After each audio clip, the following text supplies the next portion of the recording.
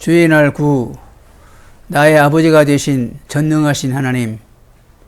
시편 33편 1절로 22절 핵심 구절 11절 그가 말씀하심에 이루어졌으며 명령하시니 견고히 섰도다. 사랑하는 여러분, 오늘은 이 사도신경의 첫 부분에 복음의 주의를 기울이려 합니다. 그 첫 항목은 나는 전능하신 하나님 아버지 천지의 창조주를 믿습니다 라는 것입니다. 여기 전능하신 아버지 하나님이라는 말이 먼저 나오는 것은 매우 뜻 있는 일입니다.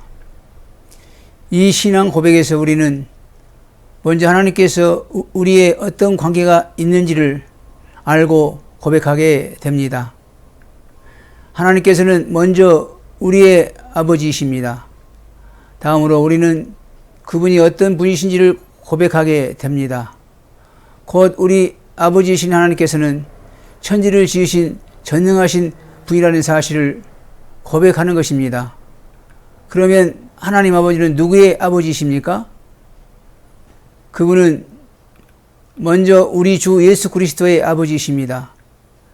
이 사실은 우리에게 놀라운 뜻을 알려줍니다. 우리 교리문답이 이 항목을 다룰 때 하나님 아버지와 우리와의 관계를 먼저 다루고 있습니다. 그 첫째 항목을 다루는 문답 26에 나는 전능하신 하나님 아버지 천지의 창조주를 믿습니다 라고 고백할 때에 당신이 믿는 것은 무엇입니까? 라는 물음에 대한 답은 이런 말로 시작됩니다. 우리 주 예수 그리스도의 영원하신 아버지 곧 위에서 하늘과 땅과 그 안에 있는 모든 것을 창조하시고 입니다. 여기 인상적인 것은 단순히 하나님 아버지라고 하지 않고 우리 주 예수 그리스도의 영원하신 아버지라고 한 것입니다. 이것은 실상 우리의 언약의 하나님에 관하여 말하고 있는 것입니다. 하나님을 먼저 언약의 하나님으로 알고 다음으로 전능하신 하나님으로 알아야 합니다. 사람들이 하나님을 천지를 지으신 전능하신 분으로만 알고 믿을 수 있습니다. 그러나 이런 지식과 믿음은 구원에 큰 유익이 되지 못합니다.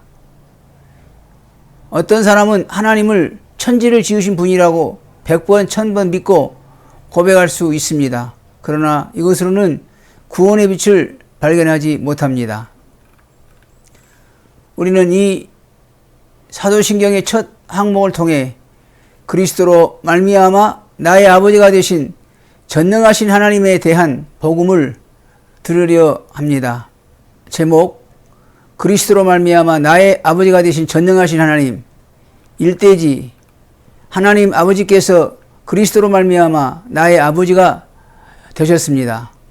첫째, 하나님 아버지께서 그리스도로 말미암아 나의 아버지가 되신다는 사실에 주목하십시다. 여러분, 우리는 먼저 하나님께서 우리의 아버지라는 사실을 알고 그 다음으로 천지를 지으신 창조주심을 알아야 합니다. 이것은 우리가 하나님을 먼저 언약의 하나님으로 알아야 한다는 것을 의미합니다. 하나님은 처음부터 이 사실을 그분의 백성에게 분명하게 나타내 주셨습니다. 에덴 낙원에서 우리의 조상 아담이 하나님의 말씀을 불순종하고 범죄했습니다. 이때 하나님께서는 그의 불순종한 죄에도 불구하고 사랑하는 아버지로 아담에게 나타나셔서 구원의 약속을 주셨습니다. 여자의 후손이 뱀의 머리를 상하게 할 것이라고 약속하신 것입니다. 창세기 3장 15절. 이것은 장차 메시아를 보내주심으로 우리를 구원해 주시겠다는 언약이었습니다. 어떻게 타락한 인간에게 이런 언약을 줄 수 있었습니까? 하나님께서는 창세전에 이미 그리스도 안에서 택하신 그분의 백성을 가지고 계셨기 때문입니다. 에베소 1장 3절 4절에 우리 주 예수 그리스도의 아버지 하나님께서 창세 전에 그리스도 안에서 우리를 택하셨다고 했습니다. 아담과 하와에게 이런 약속을 하신 후 언제나 하나님께서는 타락한 인간 가운데 항상 그분의 백성을 가지고 계셨습니다. 하나님께서는 그분의 택한 백성인 이스라엘의 역사에서 언제나 사랑하는 아버지로 나타나 주셨습니다.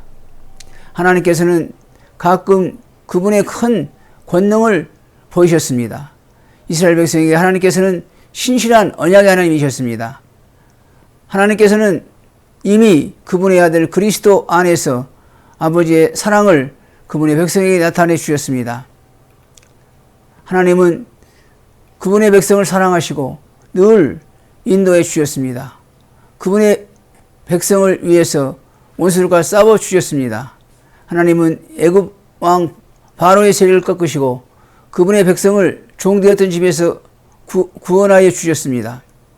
그 후 그분의 백성을 광야에서 인도해 주셨습니다. 마침내 하나님께서는 그분의 백성을 가나안 땅으로 이끌어 들이셨습니다. 이처럼 이스라엘 백성은 하나님을 먼저 신실한 언약의 하나님으로 믿었습니다. 그 다음으로 전능하신 하나님으로 믿었습니다. 하나님을 천지를 지으신 전능하신 분으로만 보는 것은 이방인들이 가진 신관입니다. 이렇게 언약이 없는 신들을 섬기는 사람들에게는 언제나 마음에 평안이 없고 불안과 두려움이 있을 뿐입니다. 우리가 조심스럽게 분별하고 이해해야 할 것이 있습니다. 성부 하나님, 성자 하나님, 성령 하나님의 삼위일체 관계라는 것은 성부 하나님께서 성자 하나님께 영원한 아버지가 되신다는 사실을 말하고 있는 것이 아닙니다. 하나님 아버지께서 사람의 몸을 입고 이 세상에 오신 인자 예수 그리스도께 영원한 아버지가 하나님 되신다는 사실을 말합니다. 이 세상에 사람의 아들로 오신 예수님께서는 둘째 아담이었습니다. 그리고 그분은 언약의 중보자이셨습니다. 그분은 언약 안에서 교회의 머리가 되셨습니다. 하나님과 타락한 그분의 백성 사이에 벌어진 관계가 사람의 몸을 입고 오신 이 예수 그리스도로 말미암아 원래대로 회복되었습니다. 사람은 처음부터 하나님과 다른 피조물과는 전혀 다른 관계를 가졌습니다. 사람은 하나님의 형상을 따라 하나님의 모양대로 지음을 받았습니다. 그래서 사람은 참으로 하나님의 자녀였습니다. 사람은 하나님과 대화를 할 수 있었습니다. 하나님과 의견을 교환할 수 있었습니다. 그래서 하나님은 사람에게 완전한 순종을 요구하셨습니다. 이 순종은 맹목적인 복종이 아니었습니다. 온전한 신뢰와 사랑을 의미했습니다. 사람은 하나님의 아들 안에서 언약적인 상대로 지음을 받았던 것입니다. 하나님은 그분과 동행하고 이야기를 나누기 위해 사람을 지으셨습니다. 사람은 하나님과 아름다운 관계를 즐겼습니다. 그런데 불행하게도 언약의 말씀에 불순종함으로 사람은 이 관계를 완전히 상실하게 되었습니다. 그런데 예수 그리스도께서 하나님 아버지와 인간 사이에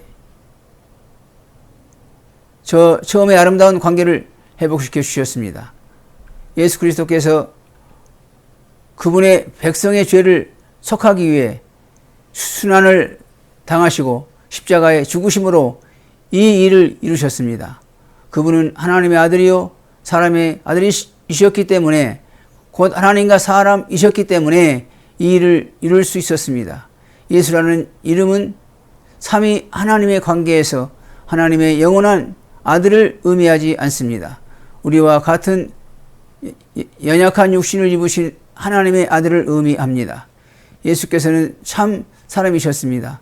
참 사람으로서 그분은 우리를 대신하여 하나님 아버지께 완전히 순종하셨습니다. 언약 안에서 우리의 중보자이셨습니다.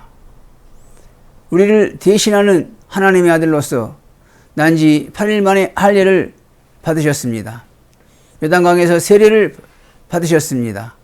그분은 모든 면에서 그분의 형제들과 같으시나 죄는 없으십니다. 죄의 날 14. 그래서 예수님은 참으로 하나님 아버지의 아들이셨고 하나님 아버지는 언약 속에서 예수님의 아버지이셨습니다. 그리고 하나님과 사람이신 예수 그리스도께서는 언약의 중보자이셨고 우리의 구속자이셨습니다. 이 예수님께서 십자가에서 우리의 죄에 대한 하나님의 진노를 우리 대신 당하셨습니다. 이것은 하나님의 은혜의 보화입니다. 우리가 하나님의 인자인 예수로 말미암아 죄사함과 의와 영원한 생명을 얻었습니다. 우리가 그리스도 안에서 하나님 아버지와의 원래의 관계가 아름답게 회복되었습니다. 결과적으로 우리는 기쁨으로 하나님 아버지를 믿사오며 라고 고백하게 되었습니다. 우리는 이제 하나님의 자녀로서 이것을 고백하게 됩니다. 언약의 중보자 예수 그리스도로 말미암아 우리는 이제 예수 그리스도께서 이 세상에서 하나님 아버지와 가지셨던 똑같은 관계를 하나님 아버지와 가지게 되었습니다. 하나님 아버지께서는 이제 예수 그리스도로 말미암아 나의 아버지가 되십니다. 여러분, 예수 그리스도로 말미암아 얼마나 놀라운 은혜를 우리가 받았습니까? 그분께 감사와 찬양과 영광을 돌립시다. 아멘. 들어주셔서 감사합니다.